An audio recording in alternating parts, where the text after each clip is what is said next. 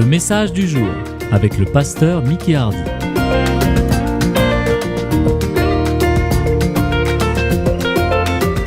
On va ouvrir notre Bible ce matin dans 2 Corinthiens chapitre 11. Vous savez, nous sommes appelés à servir le Seigneur. Nous tous, que nous soyons pasteurs, que nous soyons serviteurs de Dieu, qu'importe le titre que nous pouvons avoir. Mais comme nous sommes tous dans l'armée du Seigneur, nous sommes tous, comme Paul dit, co-ouvriers avec lui. Et le Seigneur, il cherche une attitude. Comment le servir? Comment le servir? Il y a tellement de gens qui servent le Seigneur et qui le font pour beaucoup de raisons. Beaucoup de raisons. Et nous voyons ça dans la parole de Dieu, nous allons voir. Pour multiples raisons, mais pas pour la bonne. Ils ont toutes sortes d'attitudes. Ils peuvent chercher des gains personnels, des intérêts personnels.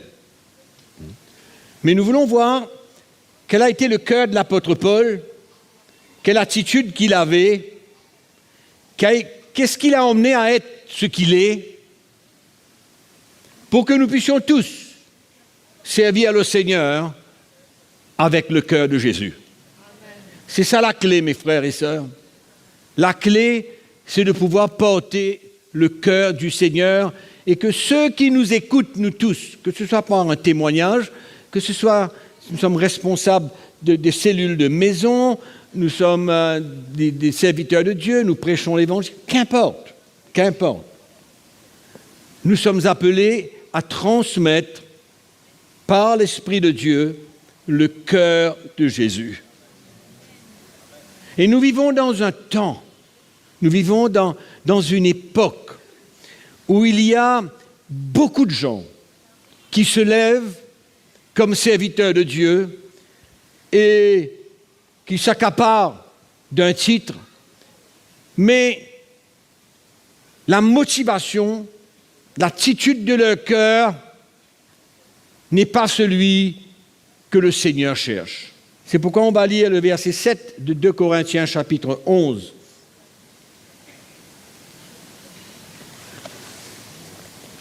Paul dit, ou bien,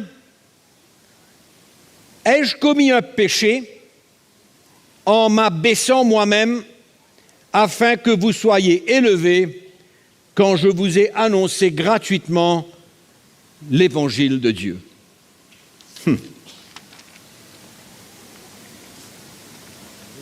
Ai-je commis un péché en m'abaissant moi-même afin que vous soyez élevés quand je vous ai annoncé gratuitement l'évangile de Dieu? Première épître de Paul aux Corinthiens, chapitre 2. Il dit, moi j'ai été auprès de vous dans un état de faiblesse, de crainte et de grand tremblement. On voit ici encore une fois la répétition de l'attitude que Paul avait quand il s'est présenté aux Corinthiens, et il avait un but: de les annoncer l'évangile, la parole de Dieu, afin que leur foi soit une vraie foi. La vraie foi chrétienne. C'est pourquoi Paul n'était pas comme les autres. Les premiers apôtres n'étaient pas comme beaucoup qui, soi-disant, servaient Dieu dans le temps de la première Église. Il y avait d'autres motivations. L'apôtre Paul le dit bien clairement dans Philippiens chapitre 1er, quand il était en prison. Comment il y avait des serviteurs qui essayaient de l'abaisser pendant qu'il était en prison, de détruire son ministère.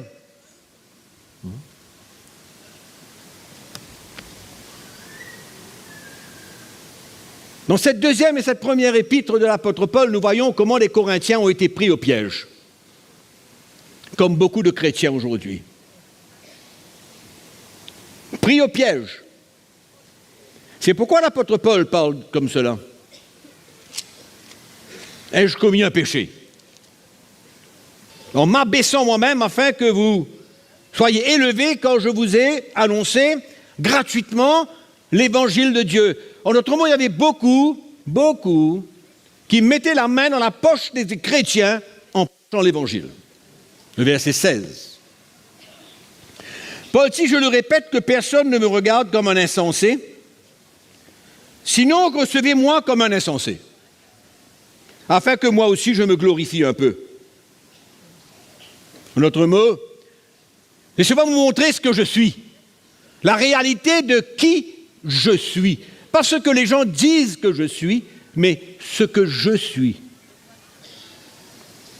Ce que je dis avec l'assurance d'avoir sujet de me glorifier, je ne le dis pas selon ce Seigneur, mais comme par folie. Puisqu'il en est plusieurs qui se glorifient selon la chair, je me glorifierai aussi. Mais non, on va voir comment l'apôtre Paul, lui, va se glorifier. Pas chercher la gloire, non, c'est pas ce qu'il le désire. Mais on va voir tout ça tout à l'heure si on a un peu de temps. Car vous supportez volontiers les insensés. Vous supportez les insensés, vous qui êtes sages. Si quelqu'un vous a servi, si quelqu'un vous dévore, si quelqu'un s'empare de vous, si quelqu'un est arrogant, si quelqu'un vous frappe au visage, vous le supportez. Extraordinaire. Nous vivons dans un temps où les chrétiens sont pris au piège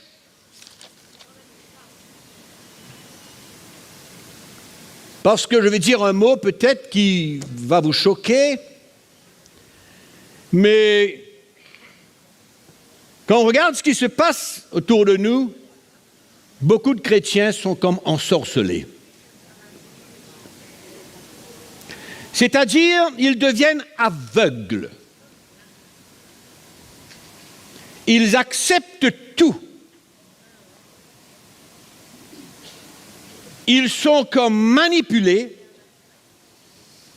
C'est ça que Paul est en train de dire là, concernant les insensés. Vous supportez les insensés. Vous les supportez. Les chrétiens de Corinthe avaient été volés. Ils ont été manipulés par des serviteurs de Dieu qui ont exercé sur eux une autorité charnelle. Très facile, hein? Vous savez, quand vous avez un petit peu de charisme et que vous avez un titre, il y a une certaine autorité que vous pouvez prendre.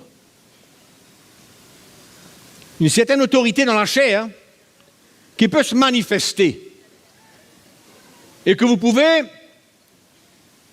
emmener les chrétiens à être zélés pour vous au lieu d'être zélés pour Christ. Et quand Paul parle aux Galates, il leur dit la même chose. Il a dit, il fut un temps où je suis venu vous annoncer l'évangile et vous étiez prêts à arracher vos yeux pour me les donner. Mais maintenant, qu'est-ce que j'ai fait pour que vous deveniez mes ennemis? Qu'est-ce que j'ai fait? Paul avait emmené l'évangile. Du reste, quand on regarde le premier chapitre, il parle comment il est étonné de voir comment les Galates avaient été pris au piège et avaient reçu un autre évangile. Un autre. Un évangile de déception. Oui.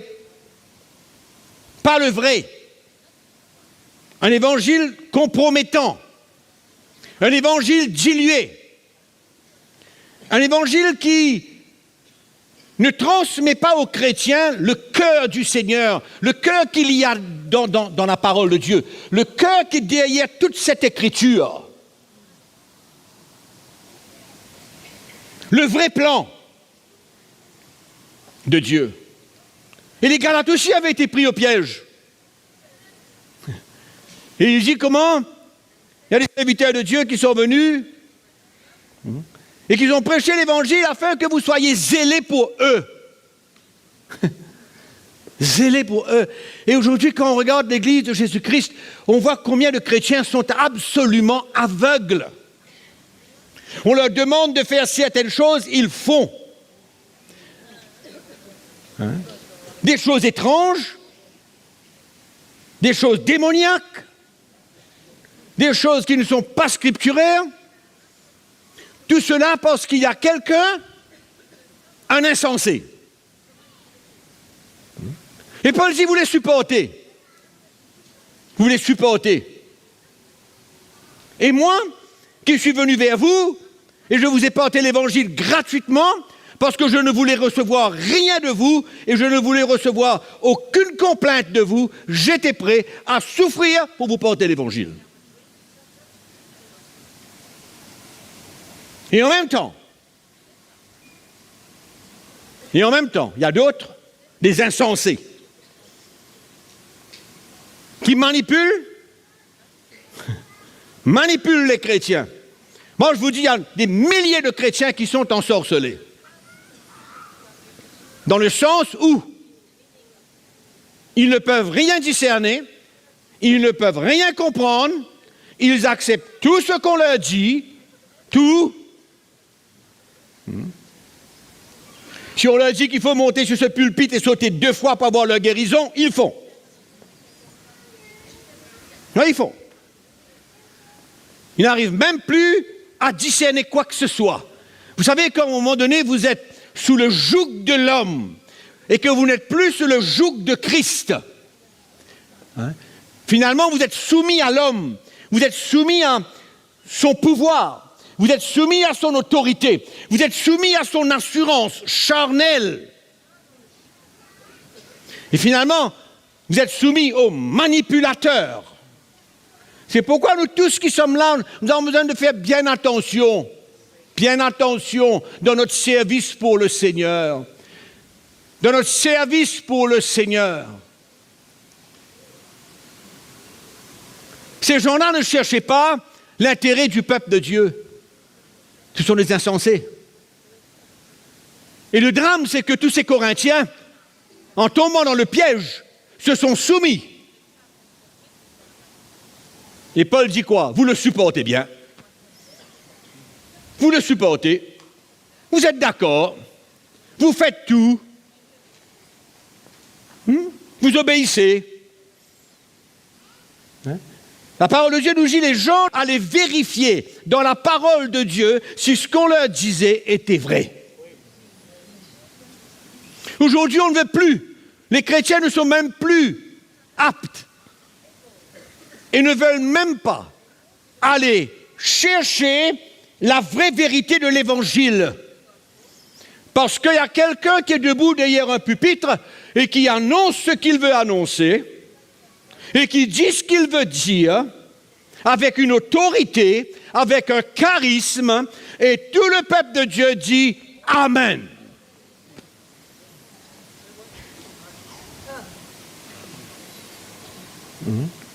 C'est à nous de faire attention et ne pas devenir comme ces insensés.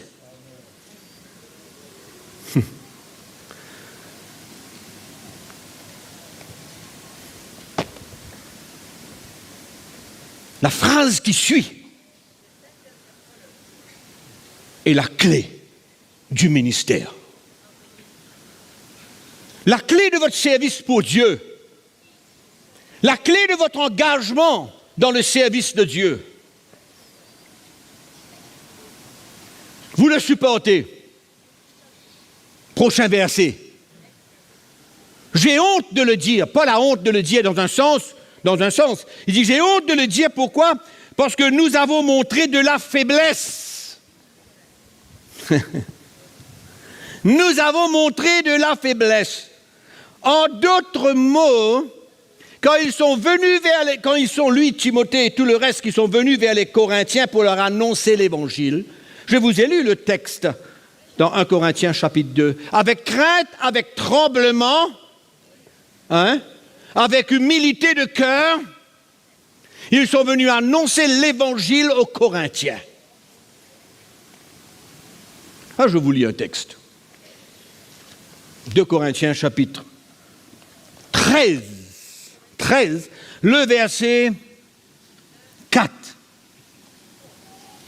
Non, on lit depuis le verset 1er parce que tout cela parle d'un même contexte. C'est le même contexte. Tout cela parle de la manière que Paul veut s'exprimer et de montrer aux chrétiens qui sont engagés. Les Corinthiens ont été engagés dans une course qui n'est pas la bonne.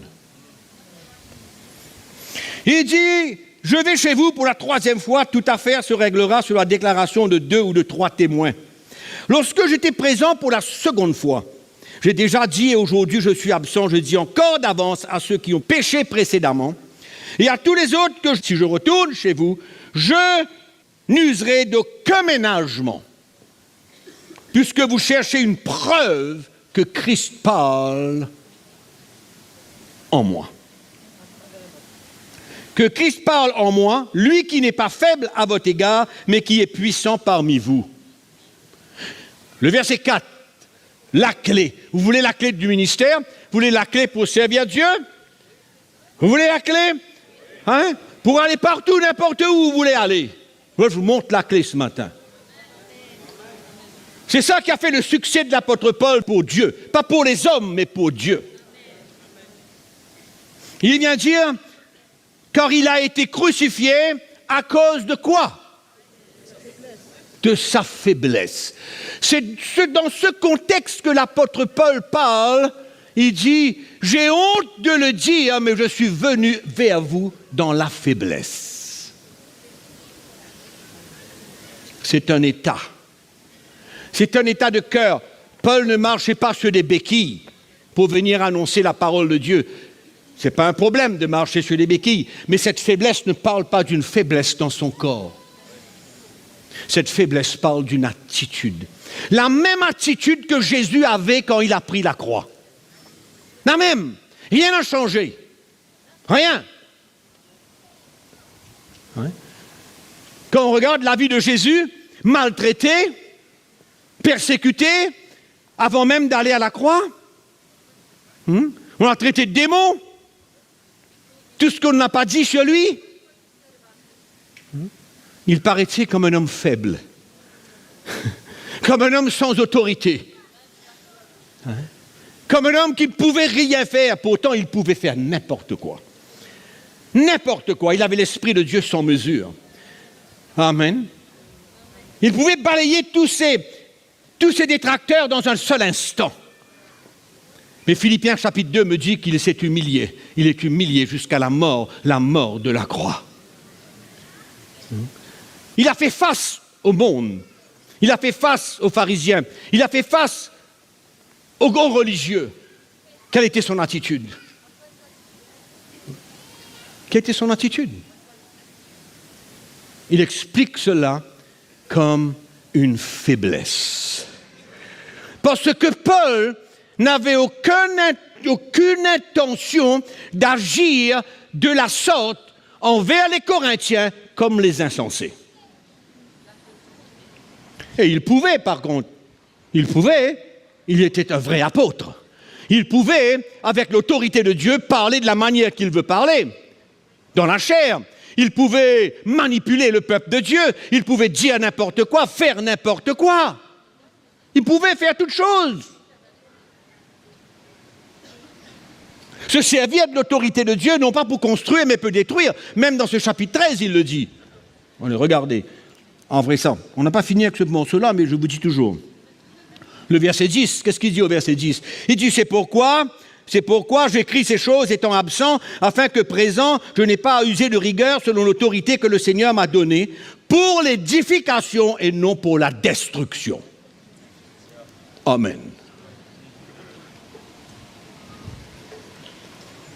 C'est fou, hein, comment des millions de chrétiens sont, quel est le mot que je peux dire, mais dans la déception complète. Complète. Ils n'osent même pas lever la tête. C'est comme si ils ne peuvent pas. C'est comme s'il y a une crainte à l'intérieur d'eux de pouvoir dire quelque chose. Ils se soumettent à tout. Ils supportent tout. Ils acceptent tout.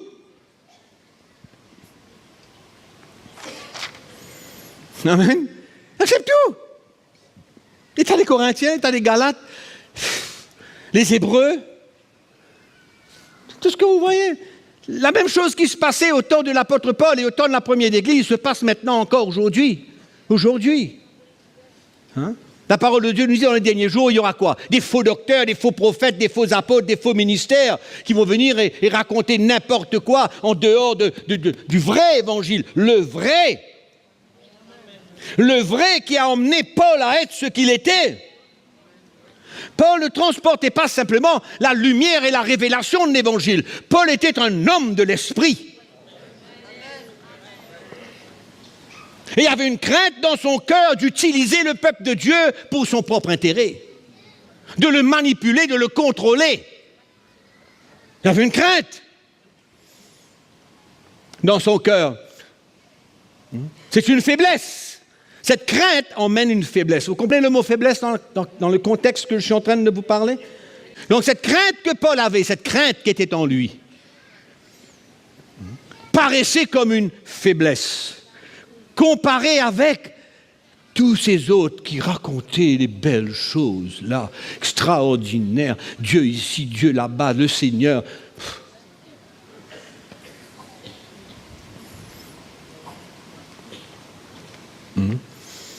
Car il a été crucifié à cause de sa faiblesse. On a besoin de comprendre, mes frères et sœurs. On a besoin de comprendre. Il n'y a pas de vrai service pour Dieu si Dieu ne construit pas l'homme intérieur à l'image de son Fils. Des grandes paroles, tout ça, c'est fantastique. On croit que ça fait du bien. On croit que ça fait du bien. Il a été crucifié à cause de sa faiblesse. Mais il vit par la puissance de Dieu. Il vit. Il a été ressuscité. Il a été ramené à la vie par la puissance de Dieu. Et Paul dit quoi? Nous aussi. Pareil. Nous sommes faibles en lui, mais nous vivons avec lui par la puissance de Dieu. Pourquoi? Pour agir envers vous. Pour agir envers vous. Hein? Il n'y a rien à gagner là-dedans. Il y a tout à perdre. Vous voulez servir à Dieu? Il y a tout à perdre. Tout. Vos ambitions, vos plans, vous vous perdez vous-même. Vous vous perdez vous-même. Hein? Vos intentions, vos visions. C'est facile, ça. Vous savez combien de personnes se lèvent le matin et disent « J'ai eu une vision ». Il dit « Ouais, moi j'ai eu une vision, je vais faire ça, ça, ça, ça ». Mais quelle vision que tu peux avoir si tu n'es pas prêt à laisser Dieu faire une œuvre profonde dans ton cœur pour t'emmener à vivre par la puissance de Dieu afin d'agir envers vous? Je prie que le Seigneur nous éclaire. Que le Seigneur éclaire le peuple de Dieu. Que le Seigneur nous éclaire tous pour comprendre comment on peut servir Dieu. De quelle manière on peut être efficace dans le royaume de Dieu. Et arrêter de servir Dieu juste parce qu'il faut. Alléluia. Amen. Donc on a vu comment l'apôtre Paul suivait les traces de Christ. Hein? Et ce qui a emmené à être ce vrai serviteur de Dieu.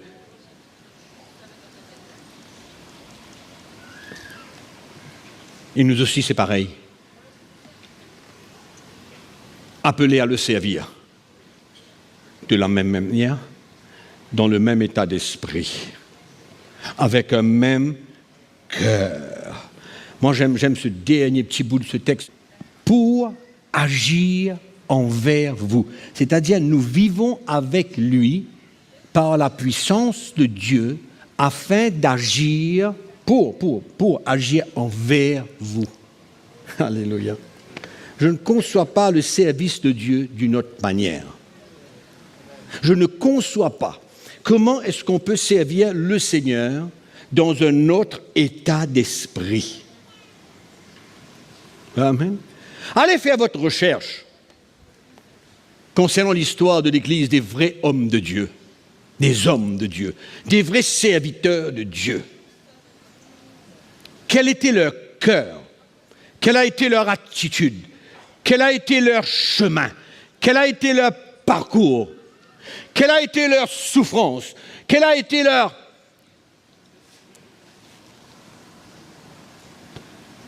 défaite et leur victoire?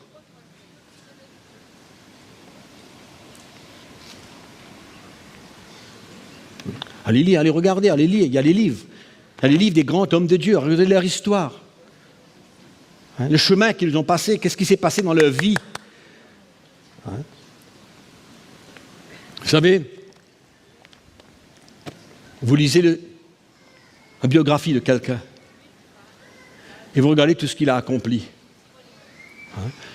Toutes ses prédications.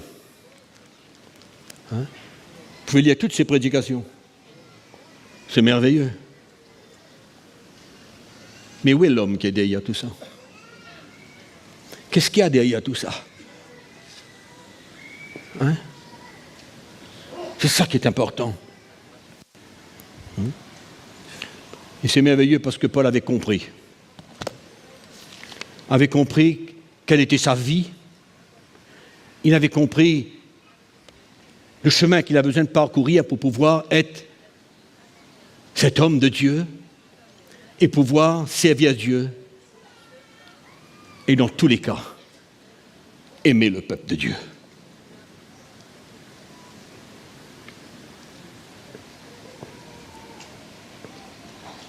Aimer le peuple de Dieu jusqu'à être prêt à tout perdre pour le peuple de Dieu. Ne chercher aucun gain dans le service de Dieu. Je ne crois pas qu'il y a énormément d'hommes de Dieu qui vraiment servent Dieu pour le peuple de Dieu. Et c'est facile à les reconnaître. C'est facile à les voir. C'est facile à les entendre parce que, vous savez, même quand vous parlez, vous pouvez parler de quoi que ce soit, mais il y a quelque chose. Est-ce que l'apôtre Paul parle d'un parfum? Le parfum de la bonne odeur de la connaissance de Christ. Ce n'est pas une connaissance de noir sur blanc. Ce n'est pas la connaissance de 2 ans d'école biblique. Ce n'est pas ce genre de connaissance que l'apôtre Paul parle. En Philippiens chapitre 3 au verset 10, il dit « Je veux le connaître. Je veux le connaître dans la puissance de sa résurrection et dans la communion de ses souffrances. » Voilà comment je veux connaître Christ. Dans la puissance de sa résurrection. Ça veut dire quoi tout ça? Est-ce qu'il veut connaître, il veut savoir comment Jésus est ressuscité? C'est ça qu'il veut savoir? Quelle était la puissance qui a pu ressusciter Christ des morts? Non, non, non, non. Il veut le connaître dans la puissance de sa résurrection. Il veut connaître cette vie de résurrection. Cette vie de résurrection, cette vie qui émane de lui, la vie même de Christ en lui, afin que par la puissance de Dieu, il la communique.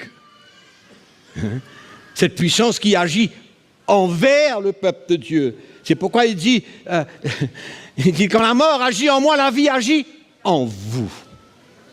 Quand la mort agit en moi, la vie agit en vous. C'est ça l'évangile. C'est ça le ministère. C'est ça la motivation. C'est ça l'état d'esprit qui doit nous animer pour servir le Seigneur, peuple de Dieu. Ce n'est plus une histoire de légalisme, ce n'est plus une histoire de théorie, ce n'est plus une histoire de technique, ce n'est plus une histoire de message. Vous savez, les messages, n'importe qui peut préparer un message. Et vous écoutez 3 messages de quelqu'un et vous faites un résumé et vous portez un message. C'est facile. Croyez-moi, c'est facile. Même si vous n'écoutez rien, vous prenez la parole de Dieu et vous fabriquez un message, c'est facile. C'est ça le ministère? Non. C'est pas ça le ministère. Le ministère, c'est une transmission. Une transmission de vie. Les gens appellent ça l'onction de Dieu, oui. Vous savez, si vous voulez que l'onction de Dieu soit efficace dans votre vie et qu'il y a l'onction de Dieu sur votre vie, ben croyez-moi, ça peut être simplement un petit quelque chose que vous transmettez ou ça peut être énorme. Ça devient quelque chose qu'on peut mesurer, la force de l'onction de Dieu, la puissance de l'onction de Dieu, qui émane du serviteur de Dieu. On peut le mesurer dans l'esprit. Ce n'est pas des watts, ce n'est pas des livres, ce n'est pas des kilos, mais on le mesure. Il y a une force.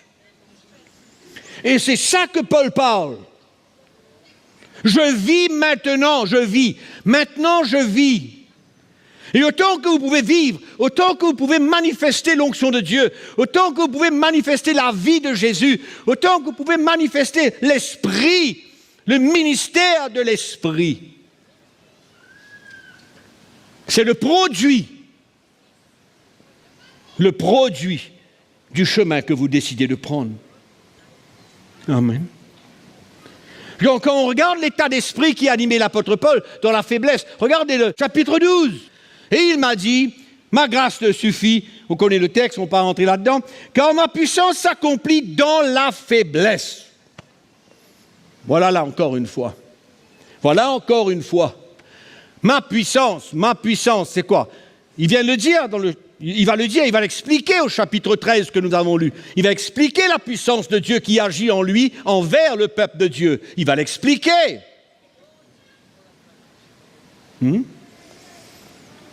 Mais ici, il dit, je me glorifierai donc bien plus volontiers de mes faiblesses. Donc, c'est ça, c'est demeurer dans cet état d'esprit, demeurer là-dedans. Amen. Ce n'est pas essayer de s'élever. S'élever parce que Dieu a fait quelque chose, parce que Dieu s'est servi de vous un jour.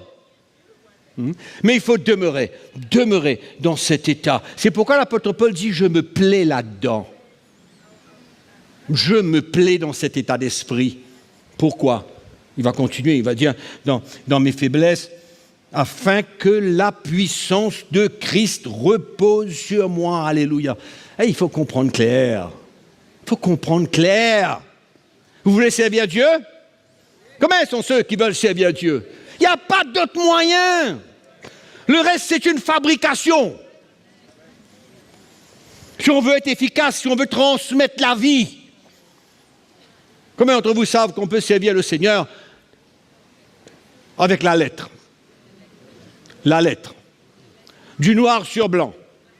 On cite la parole de Dieu, on apprend la parole de Dieu, et en même temps, on vient avec les techniques pour pouvoir montrer comment ça se fait. Toutes les méthodes qu'on peut utiliser. On parle de la puissance de Dieu. On parle de la gloire de Dieu. On parle de tout ça, on chante toutes ces choses-là. La puissance de Dieu, la gloire de Dieu, on chante. Mais comment est-ce que ça se transmet? Comment est-ce que ça se manifeste? La prédication de la parole de Dieu. La chose la plus importante qui puisse exister sur la terre. C'est la manifestation de l'Esprit au travers de la parole de Dieu révélée. Un témoignage de vie transformée. Un témoignage de la main de Dieu qui nous a pris là où nous étions pour nous emmener là où nous sommes et pour continuer à nous emmener là où il veut.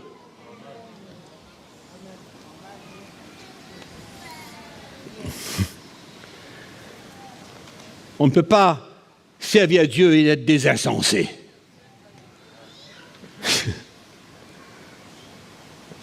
Dans tous les pays, ça existe.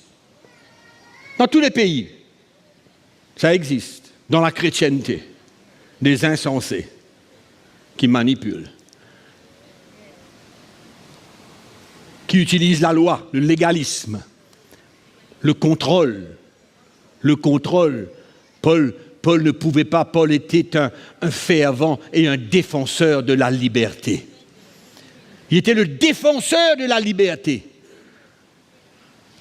Il a défendu la liberté devant les apôtres à Jérusalem, dans le livre des Galates. Devant eux. Il faut être un serviteur de Dieu, un vrai. Un vrai, qu'importe ce que vous faites. Quand vous vivez ce que l'apôtre Paul est en train de dire là, quand nous vivons cela, c'est là où nous devenons efficaces dans le royaume de Dieu pour servir le Seigneur. Et le peuple de Dieu va ressentir le cœur de Jésus. Le cœur de Jésus, c'est ça qu'il faut.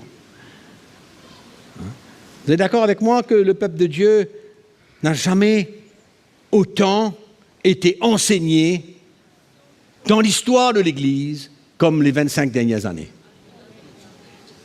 Vous êtes d'accord avec moi? Il y a de tout. Des livres, des enregistrements, il y a de tout sur tout. Il y a de tout sur tout. Et en même temps, on voit les chrétiens lutter, marcher dans la défaite. Dans la défaite.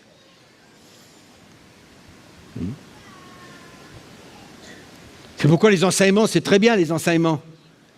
Mais attention que notre enseignement devient le produit d'une lettre. Une explication pour faire les gens comprendre. L'évangile a besoin d'être révélé à notre cœur. Regardez un petit coup dans Corinthiens, chapitre 3. Voyez le but de cette lettre? Il y a eu une première, mais il y a une deuxième. Le but de cette lettre, c'est de montrer aux Corinthiens la différence entre le ministère de la lettre, le ministère de la condamnation et le ministère de l'esprit. Et c'est extraordinaire comment il peut maintenant venir, dans les textes que nous avons lus, relier ça avec des serviteurs de Dieu. C'est ça qu'il fait. Et au chapitre 3, il nous dit comment commençons-nous de nouveau à vous recommander nous-mêmes? Ou avons-nous besoin, comme quelques-uns, de lettres de recommandation auprès de vous ou de votre part? Est-ce que maintenant, si j'ai besoin de venir vers vous, j'ai besoin d'une lettre de recommandation de qui?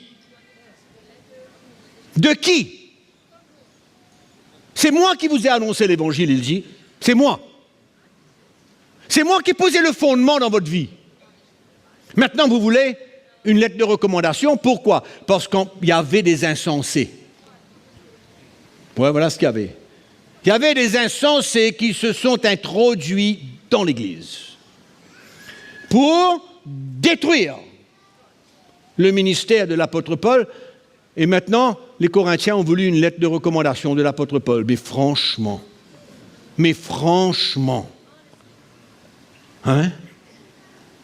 c'est poussé un peu trop. Et il dit, c'est vous qui êtes notre lettre. Notre lettre, c'est vous. Écrite dans nos cœurs. Vous êtes notre lettre, mais cette lettre, elle est écrite dans notre cœur. Cette révélation qui a été transmise dans votre cœur, parce que vous êtes notre lettre, c'est en nous. Ça nous a été donné. Ça nous a été révélé. Galates chapitre 1er, versets 10 et 11. Ça nous a été révélé par Christ. Connu et lu de tous les hommes. Pourquoi? Parce que c'est le message qu'il annonce partout. C'est le message qu'il annonce partout. C'est la même vie de l'apôtre Paul qu'on retrouve partout. Là où il va, c'est la même vie. Ce n'est pas une vie chez les Galates, une autre vie chez les Corinthiens, une autre vie chez les Éphésiens, une autre vie chez les Philippiens. C'est le même homme. Et c'est le même évangile, et c'est la même révélation qu'il a dans son cœur. Bien clair. Vous êtes manifestement une lettre de Christ écrite par notre ministère. Oh, clair. Non avec de l'encre, mais comment? Avec l'Esprit du Dieu vivant. Non sur les tables de pierre, mais sur des tables de chair, sur les cœurs. Amen. Vous avez entendu, vous savez, on a été encouragé tout à l'heure pour parler de la foi. La foi que nous avons besoin d'avoir et comment nous avons besoin de résister à l'ennemi. Vous savez, s'il y a quelque chose que l'ennemi veut détruire, s'il y a quelque chose que l'ennemi veut attaquer aujourd'hui dans l'Église, c'est bien l'Évangile.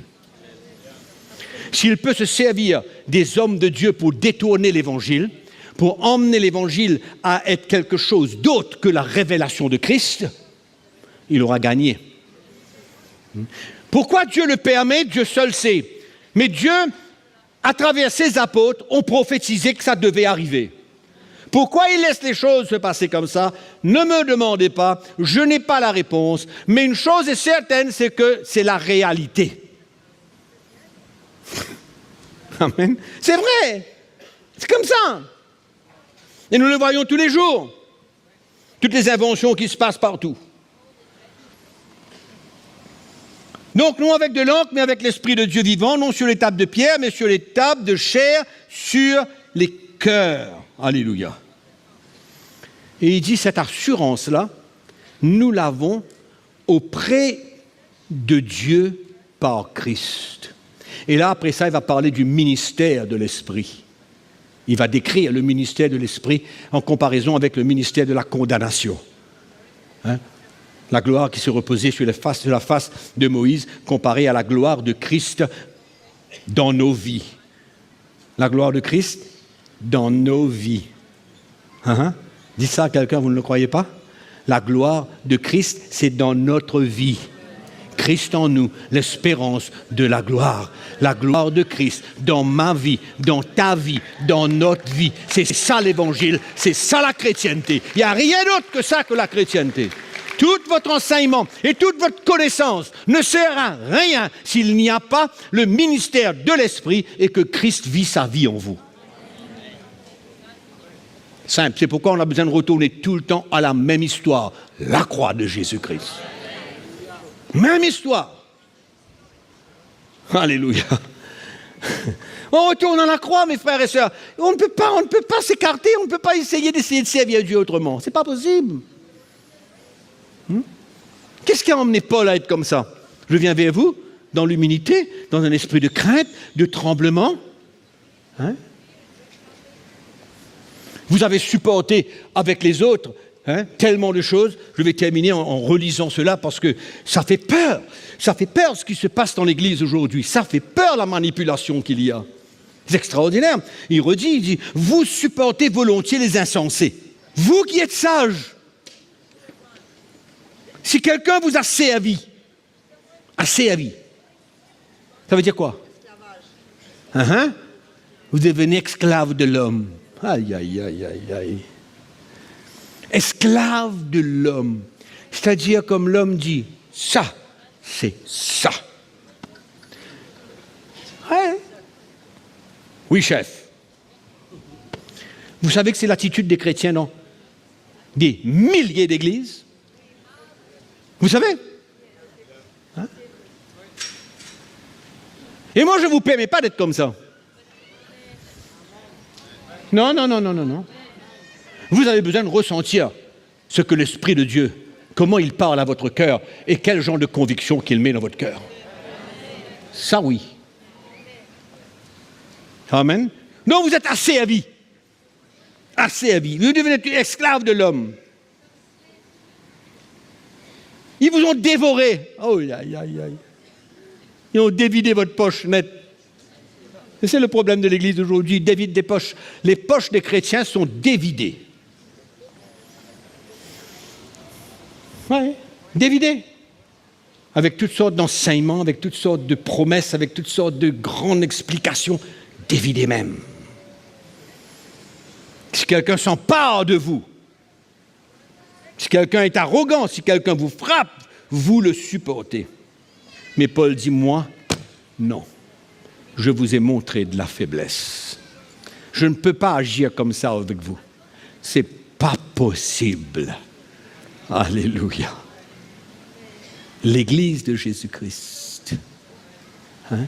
Moi, je prie ce matin, ceux qui nous écoutent, ceux qui sont en ligne, vous qui servez le Seigneur, vous qui nous écoutez, vous servez le Seigneur dans votre endroit, n'importe où, dans quelle église.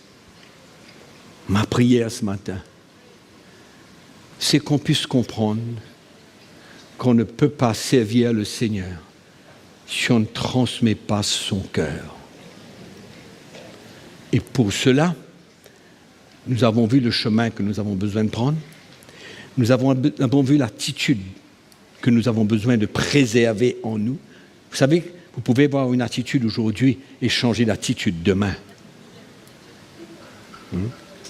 C'est pourquoi cette humilité, cette attitude de brisement, cette attitude où vous ne paraissez pas plus grand que n'importe qui, vous n'utilisez pas le pupitre pour pouvoir balancer n'importe quoi dans la vie des gens, vous n'utilisez pas le pupitre pour pouvoir faire ce que vous voulez, dire ce que vous voulez, mais il y a une crainte dans votre cœur et il y a une transmission de Jésus, une transmission de l'amour de Dieu. Au fait, on sert le Seigneur pourquoi ? Parce qu'on aime le peuple de Dieu. Voilà pourquoi on sert le Seigneur. Et ça, c'était la marque de l'apôtre Paul, la marque de cet homme de Dieu. Pourquoi ? Il défendait l'Évangile jusqu'au bout, afin que le peuple de Dieu ne soit pas trompé. Il le défendait jusqu'au bout. Amen. Et on veut défendre l'Évangile jusqu'au bout. Et que notre cœur puisse réaliser qu'on ne peut pas jouer avec le peuple de Dieu, qu'on ne peut pas jouer avec l'Église de Jésus-Christ, mais on veut aimer le peuple de Dieu. La preuve qu'on aime le peuple de Dieu, c'est qu'on veut transmettre le seul, le vrai, le pur et l'Évangile plein, c'est-à-dire complet. Alléluia. L'Évangile complet. Complet. Rien d'autre. Tout ce qui est ajouté, tout ce qui est en plus, tout ça, on balance. Et on garde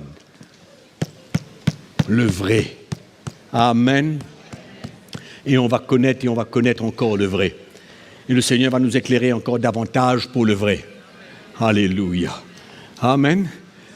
Oh, merci Jésus. Vous tous qui nous avez écoutés, ensemble avec tous ceux présents dans cette salle ce matin, je prie que le Seigneur nous aide à le servir et à le servir comme il faut.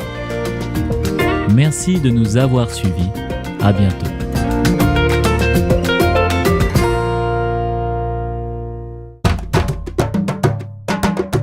Pour plus d'informations, visitez le www.ctmi.org.